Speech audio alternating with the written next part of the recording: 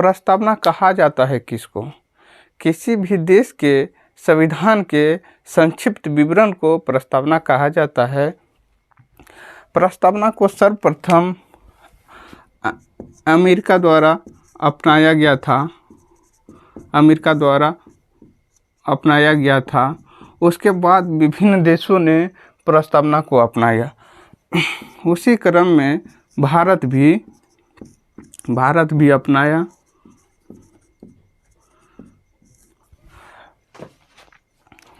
प्रस्तावना को संविधान सभा में पंडित जवाहरलाल नेहरू के द्वारा 13 दिसंबर 1946 को पेश किया गया था।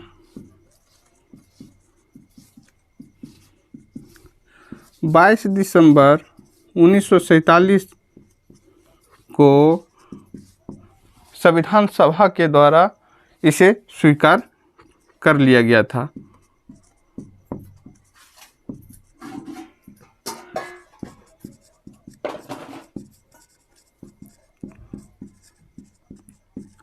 इसे स्वीकार कर लिया गया था।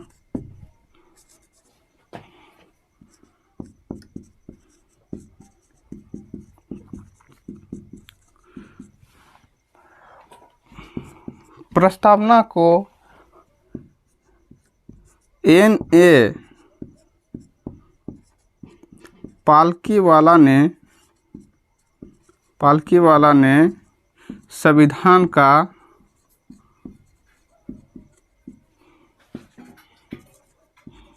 परिचय पत्र कहा था। 13 दिसंबर को जवाहरलाल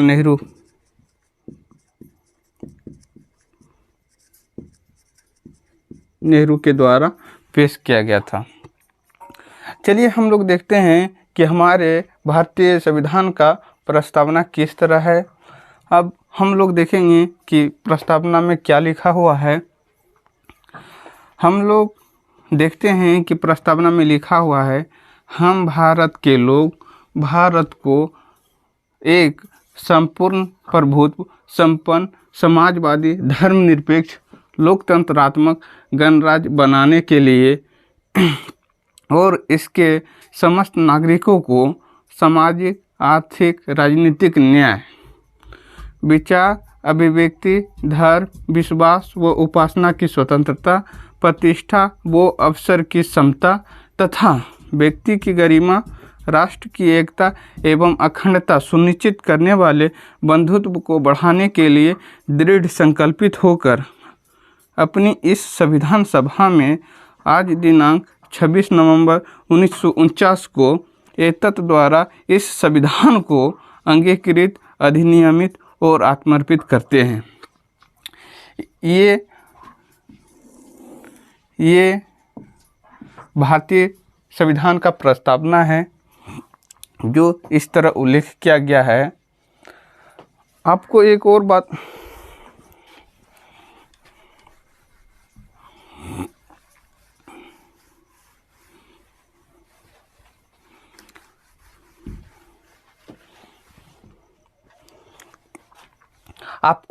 बात बताना चाहता हूँ कि 42वें संविधान संशोधन अधिनियम 1976 के द्वारा प्रस्तावना में 3 शब्दों को जोड़ा गया था।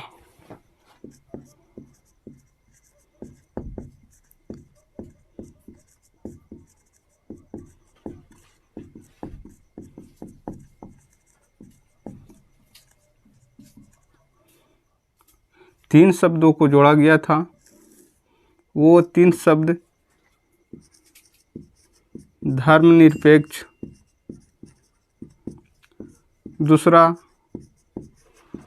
समाजवाद, तीसरा अखंडता है। ये 3 शब्दों को 42वें संविधान संशोधन अधिनियम के द्वारा जोड़ा गया है। अब हम लोग ये जो भारतीय संविधान का प्रस्तावना है इसके बारे में जानेंगे। इसमें क्या चीज़ का उल्लेख है, इसका उद्देश्य क्या है, और संविधान कब लागू हुआ, वो सब जानेंगे।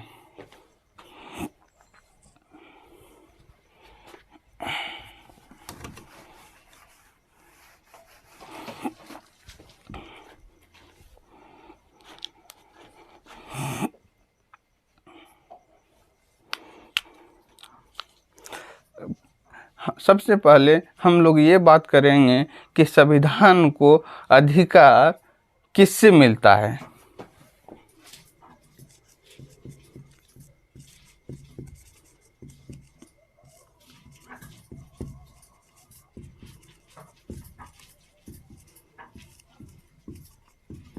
अधिकार स्रोत,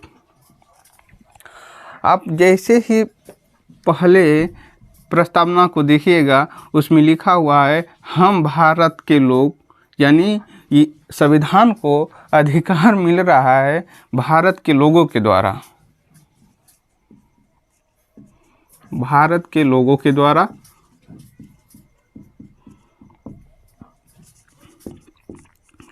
द्वारा अधिकार मिल रहा है। अब जैसे हम लोग आगे पढ़ेंगे, इसमें पता चलता है कि संपूर्ण प्रभुत्व संपन्न समाजवाद धर्मनिरपेक्ष लोकतंत्रात्मक गणराज्य, यानी ये जो गणराज्य है बनाने के लिए प्रतिबद्ध है संविधान। तो हम लोग देखते हैं कि भारत की प्रकृति किस तरह है, जिसको बनाने के लिए प्रतिबद्ध है भारतीय संविधान।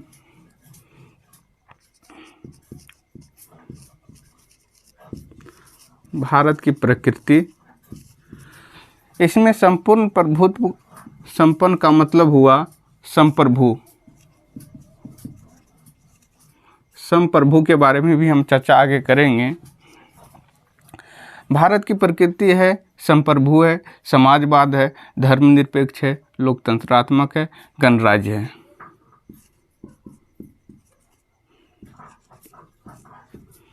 संप्रभु है,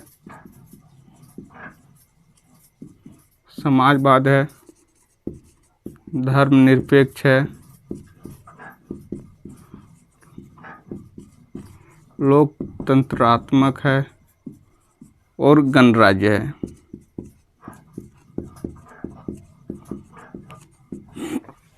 अब हम लोग आगे पढ़ेंगे, इसके समस्त नागरिकों को सामाजिक, आर्थिक और राजनीतिक न्याय, विचार, अभिव्यक्ति, धर्म, विश्वास व उपासना की स्वतंत्रता, प्रतिष्ठा और अवसर की समता तथा व्यक्ति की गरिमा, राष्ट्र की एकता, अखंडता सुनिश्चित करने वाले बंधुत्व को बढ़ाने के लिए, यानी ये सारे चीज़ों को प्राप्त करने का उद्देश्य भारतीय संविधान का। यहाँ लिखते हैं संविधान का उद्देश्य क्या है।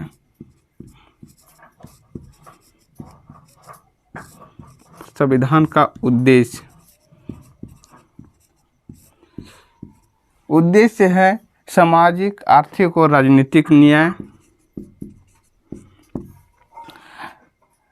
सामाजिक, आर्थिक और राजनीतिक न्याय, विचार, अभिव्यक्ति, धर्म, विश्वास व उपासना की स्वतंत्रता,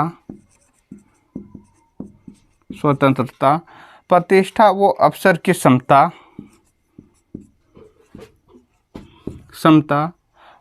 और राष्ट्र की एकता एवं अखंडता सुनिश्चित करने वाले बंधुत्व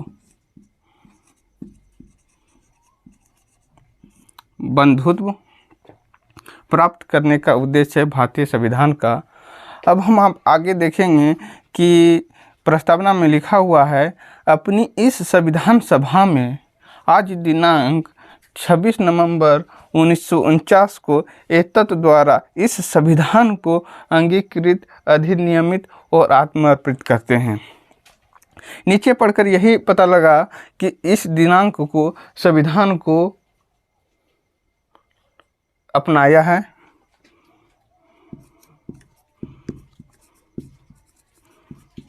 संविधान को लागू करने का तिथि,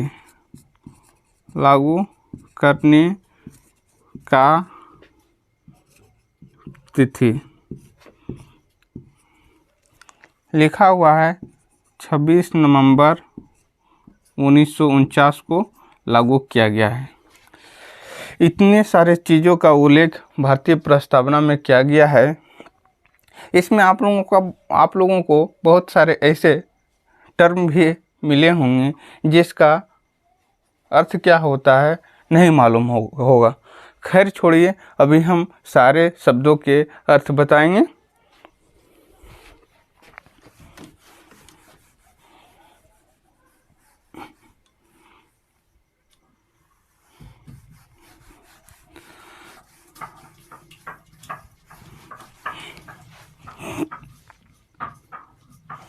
सबसे पहले हम लोग प्रस्तावना पढ़ते हैं। हम भारत के लोग, इसके बारे में तो हम लोग जान रहे हैं इसका अर्थ क्या है। उसके बाद हम लोगों के सामने ऐसा शब्द आता है जिसका अर्थ थोड़ा डिफ़िकल्ट होता है जानने में एक आम विद्यार्थी को। इसका वो शब्द है संपूर्ण प्रभुत्व संपन्न, अर्थात संप्रभु।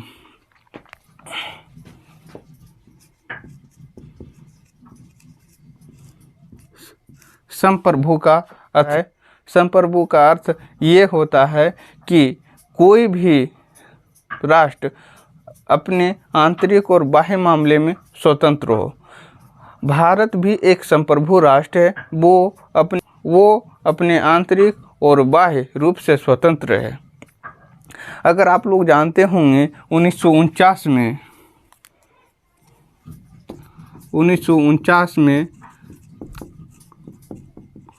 राष्ट्रमंडल की सदस्यता अपनाने के समय में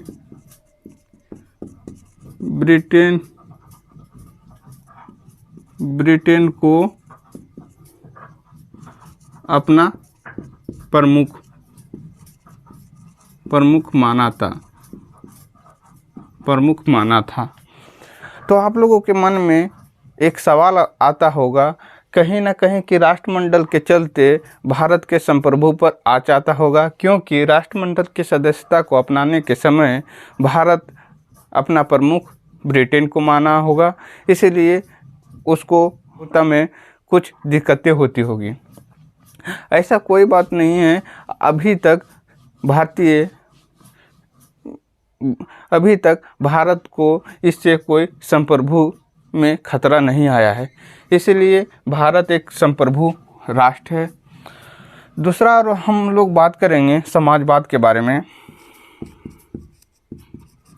समाजवाद के बारे में आप लोगों को जैसा कि पहले ही हम बता चुके होंगे, 42वें संविधान संशोधन अधिनियम 1976 में समाजवाद को जोड़ा गया था।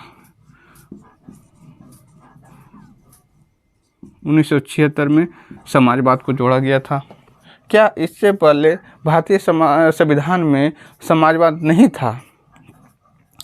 हाँ था।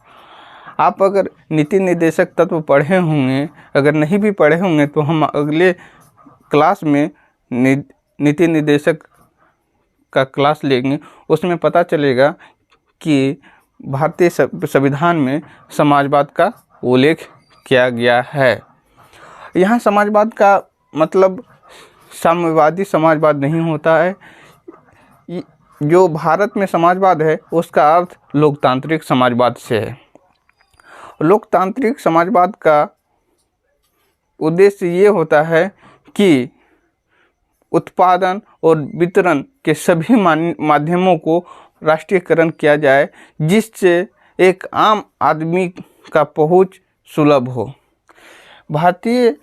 भारत में समाजवाद लागू करने का एक मुख्य कारण ये है कि यहाँ से गरीबी और शिक्षा दूर हो और स्वास्थ्य सभी को सुचारू रूप से मिले।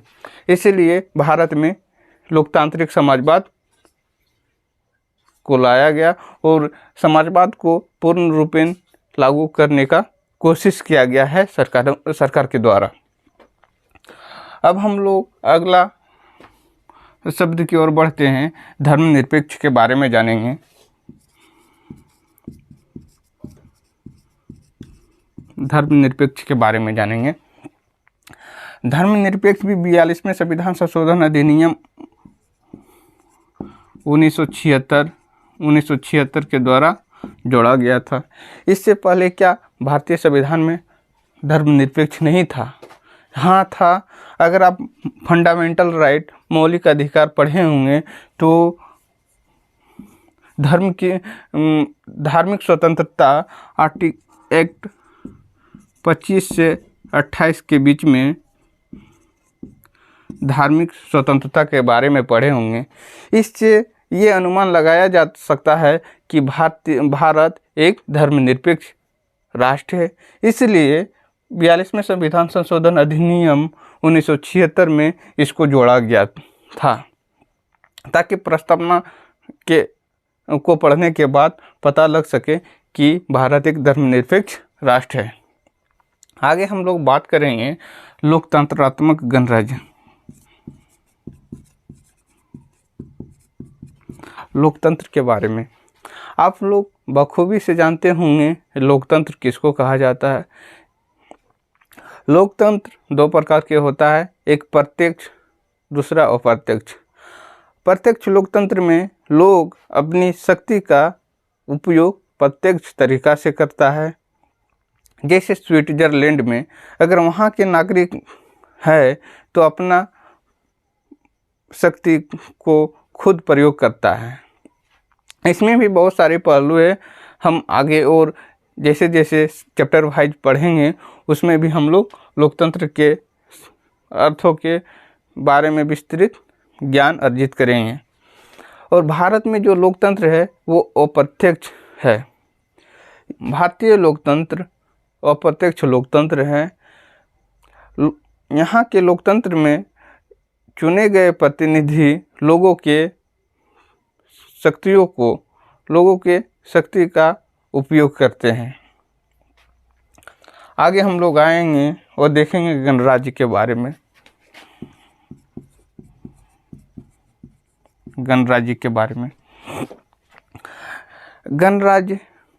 गणराज्य किसको बोला जाता है?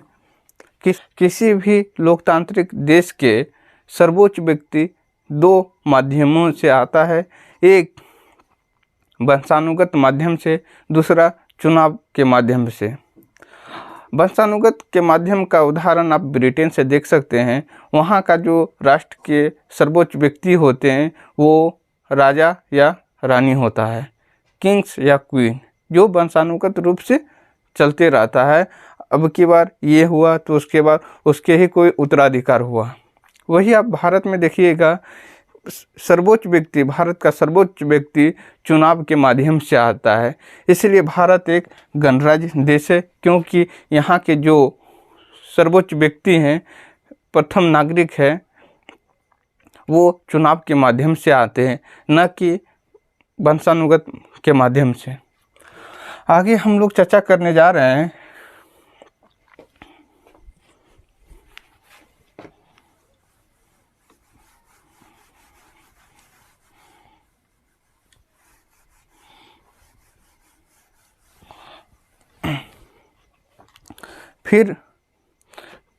फिर हम लोग आगे देखते हैं न्याय के बारे में।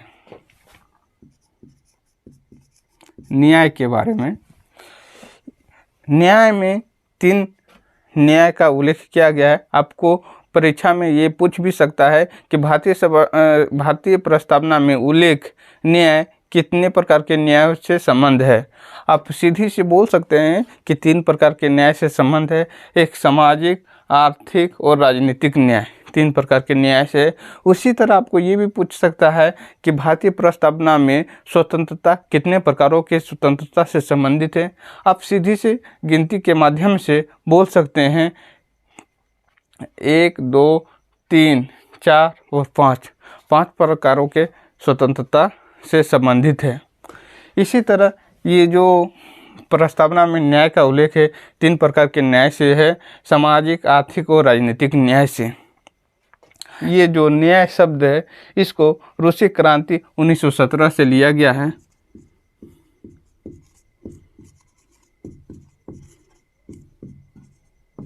1917 से लिया गया है न्याय शब्द को। फिर आता है एक स्वतंत्रता शब्द। स्वतंत्रता शब्द, ये जो स्वतंत्रता है इसका मतलब है लोगों के गतिविधियों पर किसी प्रकार के रोक टोक की अनुपस्थिति जिससे वो विकास कर सके। इसका मतलब ये नहीं कि कोई भी व्यक्ति कुछ भी कर सके। ये जो स्वतंत्रता है वो आपको यहाँ लिख देना चाहते हैं कि फ्रांस की क्रांति 1789 में लिया गया था। स्वतंत्रता, समता और बंधुत्व फ्रांस की क्रांति से लिया गया था। 1789 में लिया गया था। उसके बाद हम लोग चर्चा करेंगे समता के बारे में। हम देखेंगे समता को। समता का अर्थ ये हुआ है कि किसी भी व्यक्ति विशेष वर्ग के विशेष अधिकारों के अनुपस्थिति से हर व्यक्ति को समान अधिकार और समान अवसर प्राप्त हो सके, उसी को हम समता कहते हैं। उसके बाद हम लोग आते हैं बंधुत्व के ऊपर।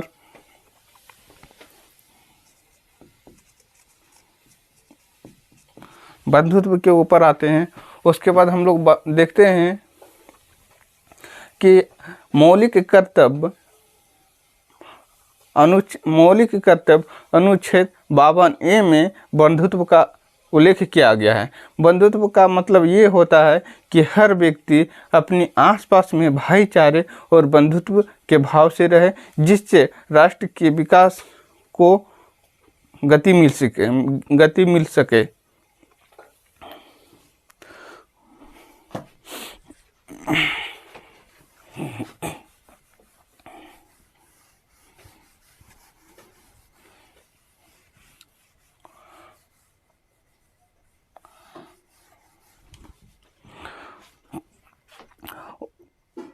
उसके बाद हम लोग देखते हैं कि प्रस्तावना के संशोधन के बारे में जानते हैं, और प्रस्तावना कब भारतीय संविधान के एक अंग रहा और कब ये अभिन्न अंग नहीं रहा। आप लोग जानते होंगे कि बेरुबाड़ी मामला 1960 में सुप्रीम कोर्ट ने यह आदेश दिया था कि भारतीय प्रस्तावना संविधान का एक अभिन्न अंग नहीं है, जिसके चलते संविधान में संशोधन नहीं हो सकता है। वहीं केशवानंद भारती मामले 1973 में सर्वोच्च न्यायालय ने अपना फैसला बदलते हुए ये आदेश दिया कि संविधान प्रस्तावना का एक अभिन्न अंग है, इसलिए संविधान संशोधन के तहत प्रस्तावना में भी संशोधन किया जा सकता है।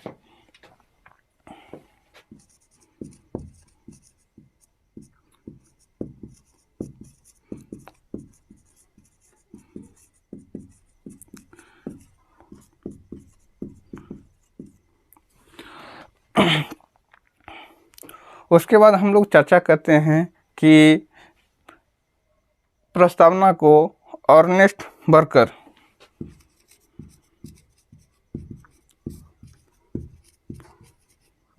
बर्कर ने संविधान का कुंजी कहा था।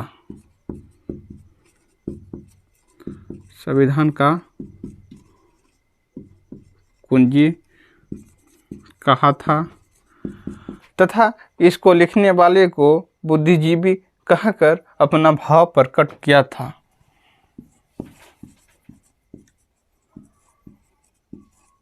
बुद्धिजीवी कहा था लेखक को जो इसको लिखा था, यानी पंडित जवाहरलाल नेहरू को कहा था।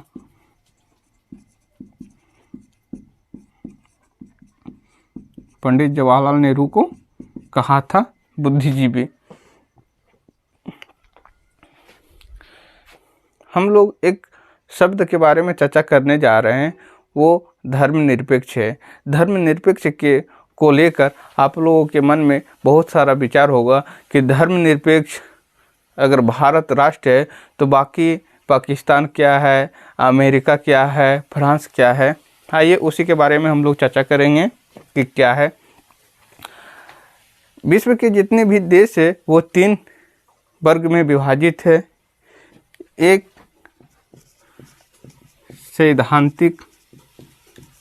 सैद्धांतिक राष्ट्र, दूसरा नास्तिक राष्ट्र, तीसरा धर्मनिरपेक्ष राष्ट्र। विश्व के जितने भी देश है वो ये तीन ही वर्ग में आते हैं। सैद्धांतिक राष्ट्र उसको बोला जाता है जिस देश का अपना कोई धर्म हो। जैसे आप लोग जानते होंगे पाकिस्तान का अपना एक धर्म है, वो है इस्लाम, इसलिए सैद्धांतिक राष्ट्र में पाकिस्तान आएगा। नास्तिक राष्ट्र का संबंध उस देश से होता है जो हर धर्म के साथ कठोरता से व्यवहार करे, उसको हम नास्तिक राष्ट्र के अंतर्गत रखते हैं। जैसे कि आप लोग जानते होंगे फ्रांस एक नास्तिक राष्ट्र है, वो हर धर्मों के साथ कठोरता से व्यवहार करता है, इसलिए फ्रांस